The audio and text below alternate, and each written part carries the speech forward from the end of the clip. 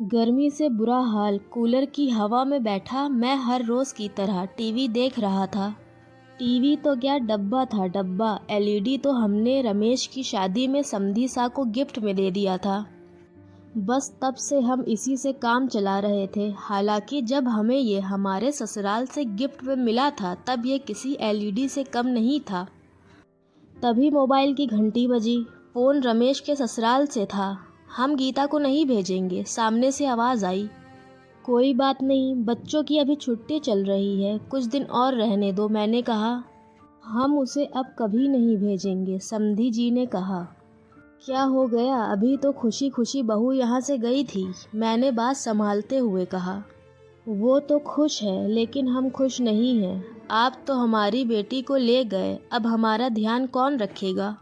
समधन जी ने पीछे से कहा। फिर मैंने कहा, मैं कुछ समझा नहीं। समझाना समझना कुछ नहीं है, गर्मी बहुत है, हमें एसी चाहिए वरना अपनी बहू को भूल जाओ। और फ़ोन कट हो गया। मेरे पैरों तले ज़मीन खिसक गई थी। मुझे कुछ समझ नहीं आ रहा था कि मैं क्या करूं। हालांकि मुझे इतना ज़रूर पता था कि जिस चीज़ की वो मांग कर रहे हैं वो दहेज था। मैंने रमेश को आवाज़ लगाई और मैंने पूछा, बहू के साथ कुछ झगड़ा हुआ है क्या? रमेश ने कहा, नहीं तो, वो बहुत खुशी से जा रही थी, बहुत दिनों बाद अपने मम्मी पापा से जो मिलने वाली थी। पर हुआ क्या, वो अब बहू को नहीं भेजेंगे। फ़ोन पर अभी उन्होंने एसी की मांग की है। लेकिन पापा, ऐसा कैसे हो सकता है? गीता को तो पता है कि शादी का कर्जा ही अभी उतरा नहीं है। तो फिर ये एसी? रमेश ने गीता को कसूरवार ठहराया। बातचीत अब कौतूहल का विषय बनती जा रही थी। रमेश की माँ, जो काफ़ी देर से रसोई में हमारी बातों को आटे की पिटाई करते हुए सुन रही थी, अब बातचीत का हिस्सा थी। ये भी तो हो सकता है कि बहू को इस बारे में कुछ पता ही ना हो, रमेश की माँ ने कहा। किसी सास का अपनी बहू पर इस तरह विश्वास मैंने पहली बार देखा था। रमेश की छोटी बेटी ने कहा, क्या हुआ दादू?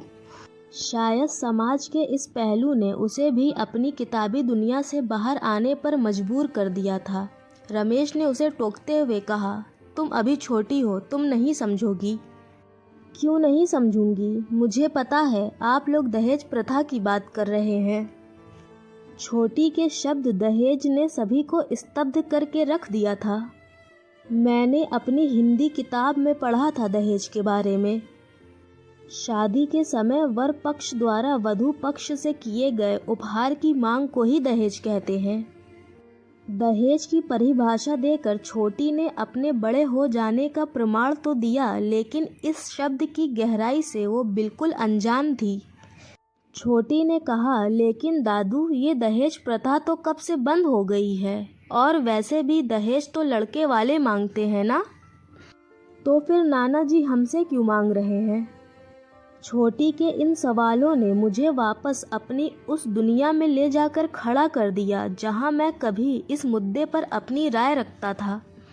छोटी ने फिर कहा, बोलो ना दादू। मैंने छोटी के सर पर प्यार भरा हाथ रखा और कहा, बात तब की है बेटा जब भारत सोने की चिड़िया था। लोग इतने धनवान थे कि शादियों में दिल खोलकर खर्चा करते थे और बड़े बड़े उपहार देते थे। समय के साथ भारत सोने की चिड़िया तो नहीं रहा, पर उपहार देना एक प्रथा बन गई और धीरे धीरे ये प्रथा सिर्फ लड़की वालों के लिए रह गई।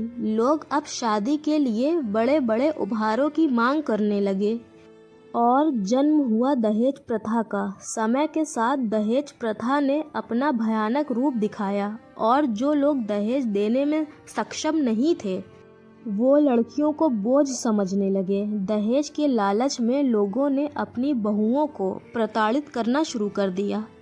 दहेज का भयानक रूप तो तब सामने आया जब दहेज के डर से लोगों ने बेटियों को माँ की कोख में ही मारना शुरू कर दिया। धीरे धीरे लड़कियों की संख्या लड़कों के मुकाबले कम होने लगी। लड़कियों ने भी अपने अस्तित्व को बचाने के लिए जी तोड़ मेहनत करना शुरू कर दिया। अब लड़कियां हर क्षेत्र में लड़कों से कंधा मिलाकर चलने लगी, लेकिन लड़कियों की संख्या में हुई वो कमी आज भी है और इसीलिए शादी के लिए आज लड़की वालों की तरफ से पैसे और उपहारों की मांग की जाने लगी। और तब दहेज का एक दूसरा रूप सामने आया। एक प्रथा ही दूसरी प्रथा को जन्म देती है। फंडा ये है कि किसी प्रथा को ख़त्म करने के बजाय उसके सही और गलत पहलू की ओर ध्यान दिया जाए। तभी दरवाजे की घंटी बजी। छोटी ने दौड़कर दरवाज़ा खोला। हाथों में बैग और आंखों में आंसू लिए गीता दरवाजे पर खड़ी थी। आज से यही मेरा घर है। मैं वो घर छोड़ आई हूँ पापा। जो मेरा सौदा करे वो मेरे माँ बाप नहीं हो सकते। गीता ने रमेश की तरफ देखते हुए कहा। रमेश की आंखें भर आईं। उसने दौड़कर गीता को गले लगा लिया। आज फिर एक बेटी ने परिवार को बिखरने से बचा लिया था।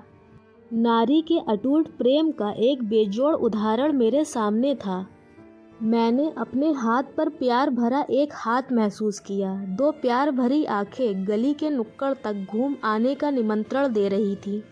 रमेश की माँ और मैं बुढ़ापे के उस सफ़र में मोहब्बत का हाथ थामे आज थोड़ा दूर निकल आए थे, ताकि शाम के खाने में प्यार का थोड़ा तड़का और लग जाए।